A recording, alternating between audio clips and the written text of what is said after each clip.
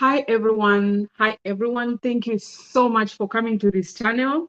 Thank you so much for coming for Girls for STEM USA. Guys, remember we are here to encourage girls pursue science and technology. We are here to showcase other role models that are pursuing STEM. And we're here to just ensure that these girls that are trying to get into STEM, they can see that they are, people out there, women that are pursuing STEM, women that are in STEM. So that's why we are here on this platform.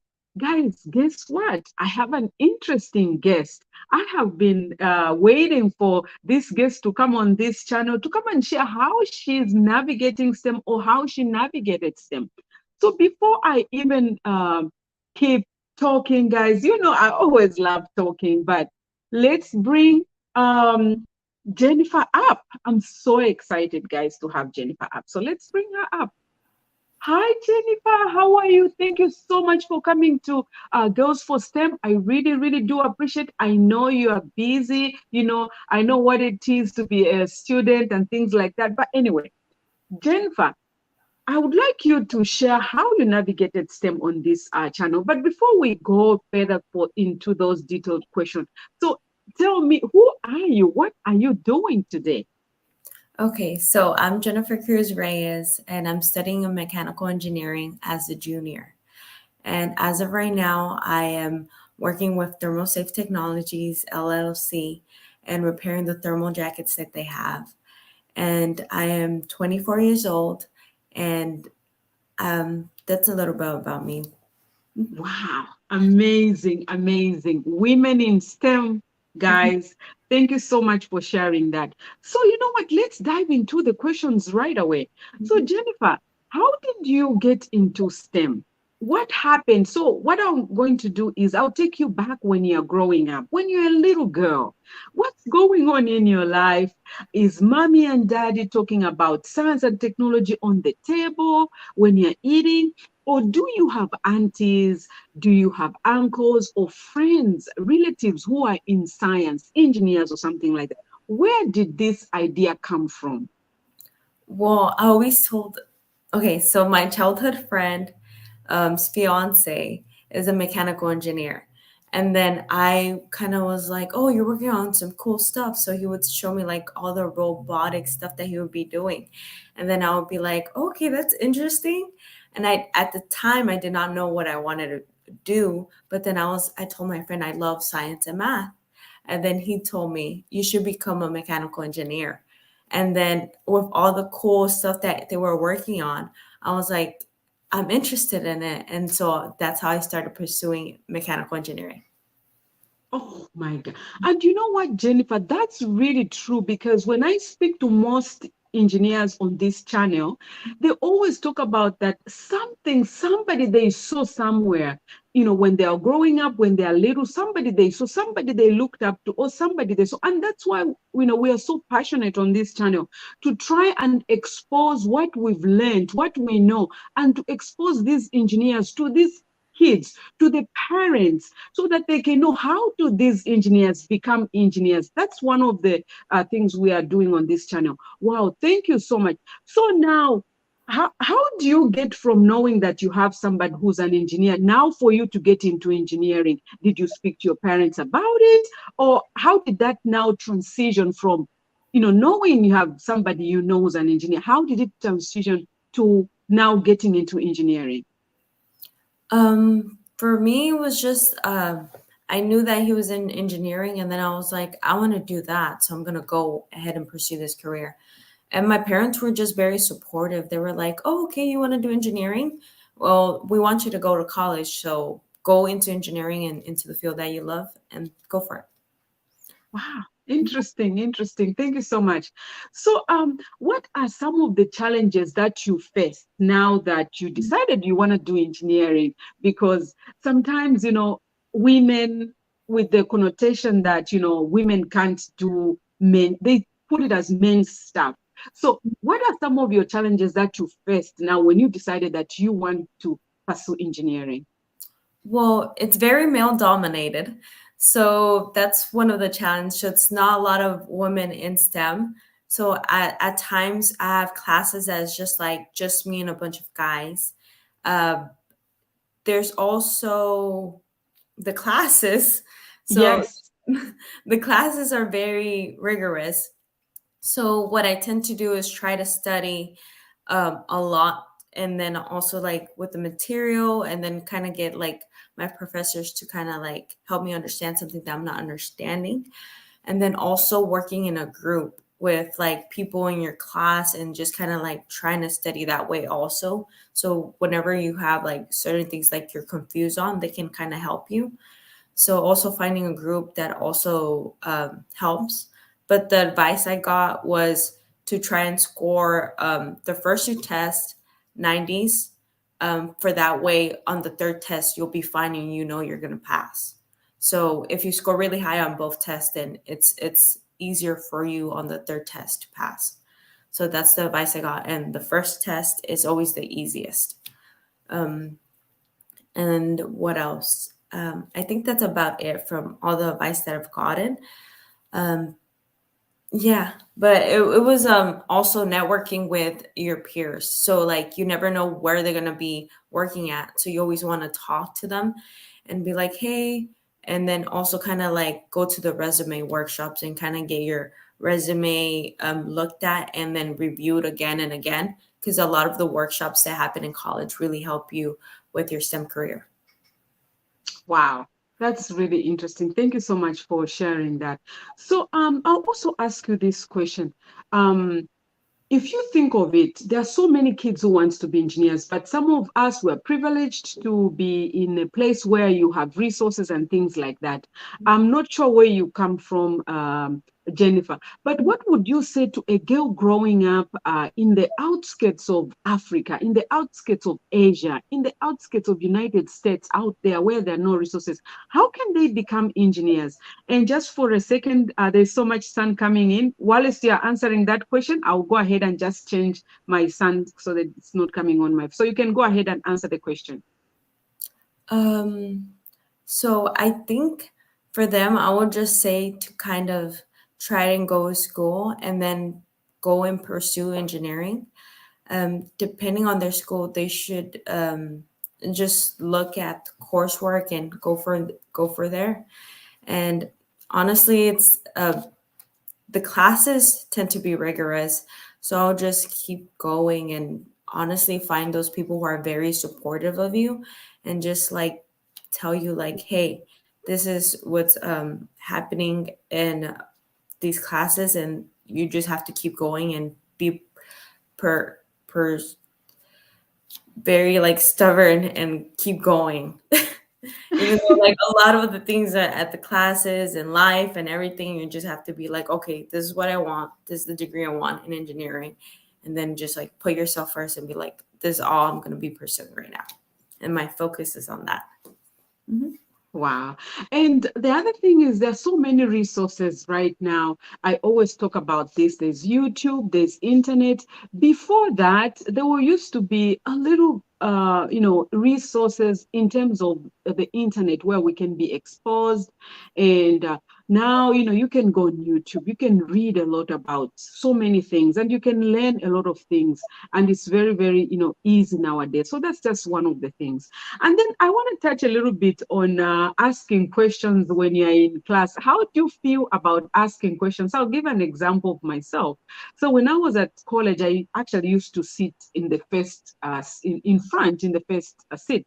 And then one good thing about me, I wasn't shy asking questions. And I just want to let everybody, my viewers, to know that, it's very difficult to put up your hand and ask a question because everybody's looking at you. And then you're thinking, oh my God, when I'm saying this, some people are saying, oh, disgusting. Oh, why is she asking? She thinks she doesn't, why, how come she doesn't know? So all these things go in our mind. But I just want to share about myself. I wasn't scared about lifting my hand and I sat in front. But one shocking thing that was really funny is whenever I asked a question, okay, everybody's writing, they seem to like they know everything. But when I ask the question, when the professor answers, everybody starts writing. So I almost said, hey guys, that's my question. How come you didn't ask? That's mine. So can you share what's your take about women being proactive in asking questions and not feeling shy? I just want to hear your views. I feel like women should just keep asking the questions. Like, if you need help and you don't understand certain things that the professor is going over, then it's best to just keep asking the questions and be like, hey, I don't understand this and I got lost here. So, what's this step after for me to finish this?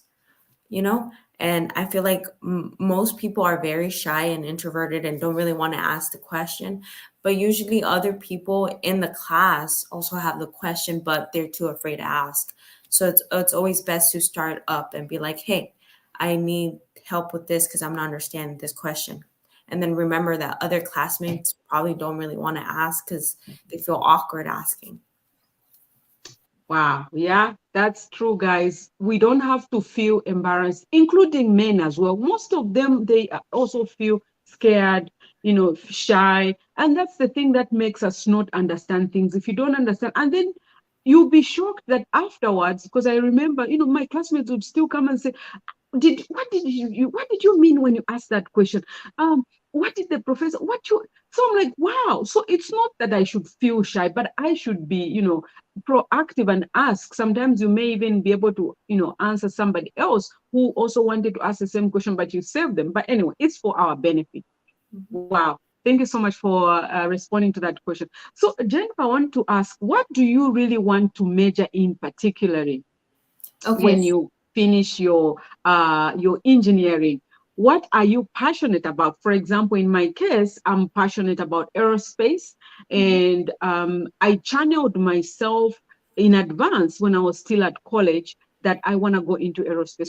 One place I wanted to go in was also into automobile. I really, really loved how they made the Mercedes Benz, and I applied for it so many times and I couldn't get it.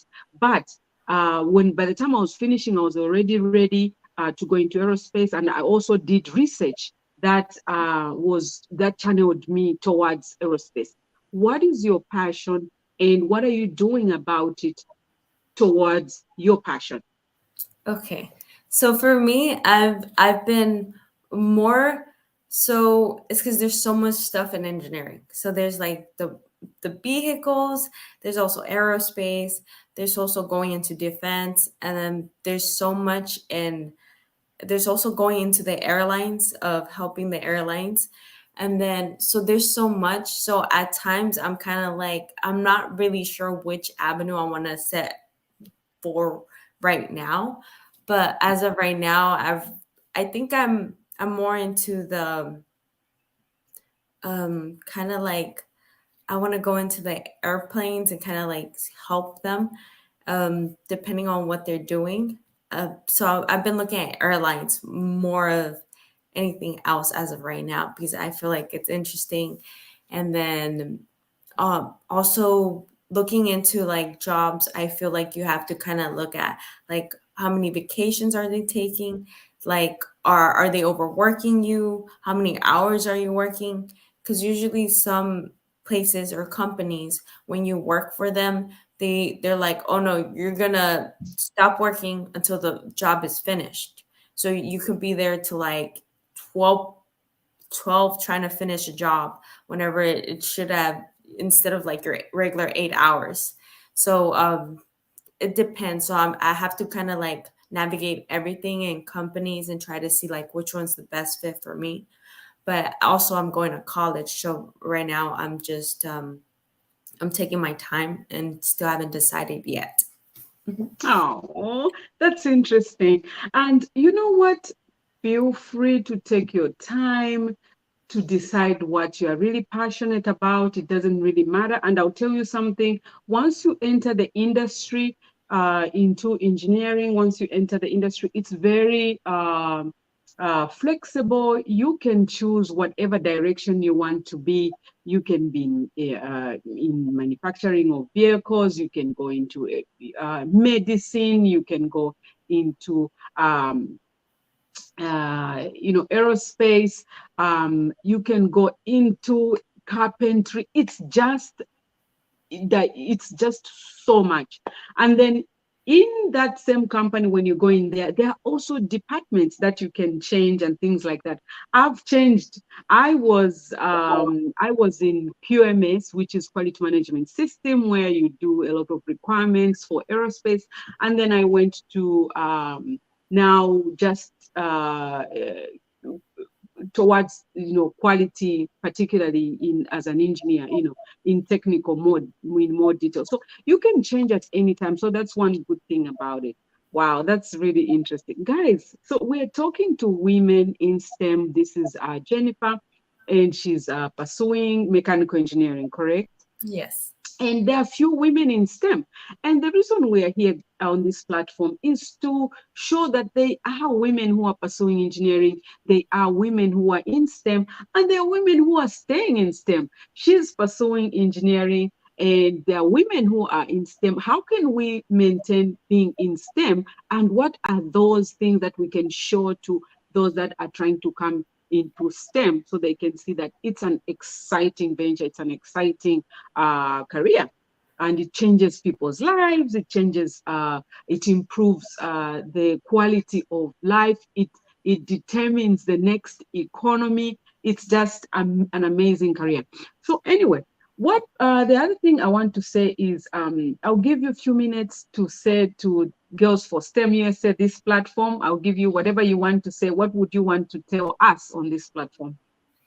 I feel like it's good to kind of like go into the engineering field because it's steady pay. It's also very helpful in your life overall. Like usually you get a really good work-life balance.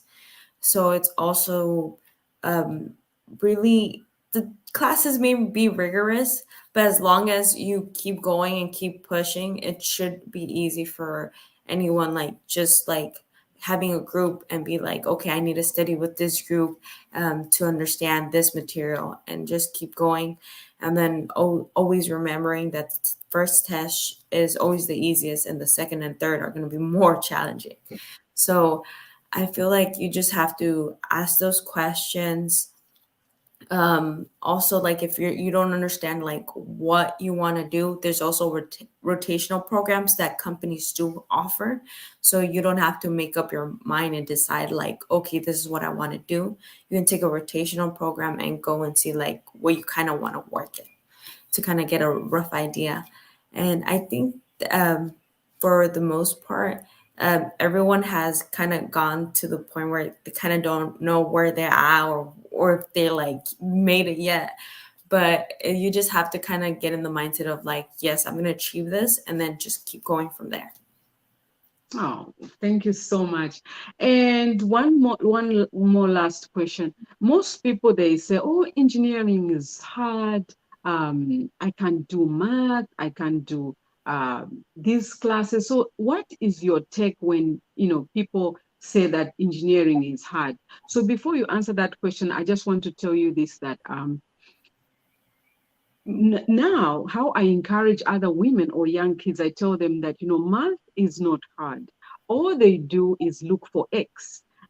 X oranges plus x oranges is equals to x oranges, and then in later on, in terms of mathematics, x start changing. For example, you had two oranges, now you have three oranges, and then you have one orange. So that's the rate of change. It goes into differentiation, and they think of it that way.